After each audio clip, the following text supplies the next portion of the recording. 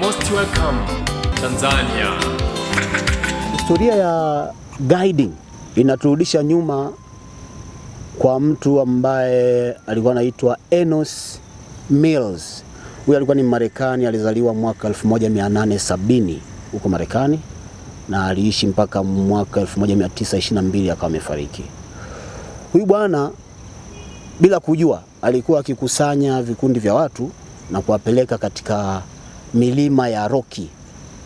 Kule wanasema kwamba Rocky Ranges au Rocky Mountains kule Marekani. Kwa hiyo anawapeleka kule na kuwaelezea vivutio ambavyo vinapatikana kule, ndege, wanyama na hata miamba, jiolojia ya maeneo yale. Kwa hiyo anasemekana kuwa alikuwa anamuita the best guide.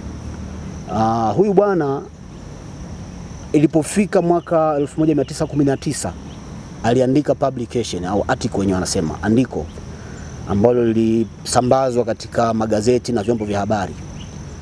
Na andiko hilo lilikuwa limeandikwa Guiding in National Parks, kwa sababu neno National Parks limeanzia huko Marekani.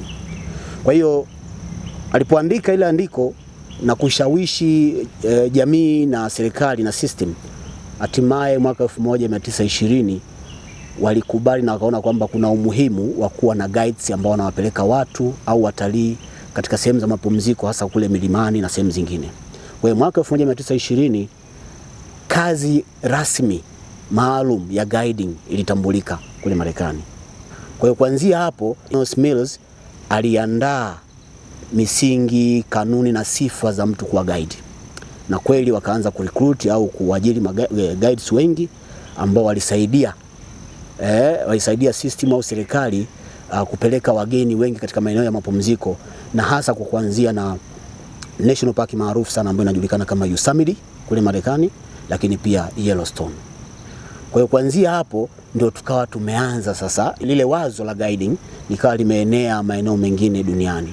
Kwa Afrika mara ya kwanza kabisa Afrika ya Kusini, likaenea na nchi zingine, Kenya, na baadaye katika nchi yetu ya Tanzania. Kwa hiyo hivi mimi ninavyoongea ni zao la wazo la Enos Mills. Ametengeneza ajira nyingi sana katika hii sekta ya utalii pamoja na guiding. Kwa hiyo kwa kifupi sana, hiyo ndio historia ya guiding.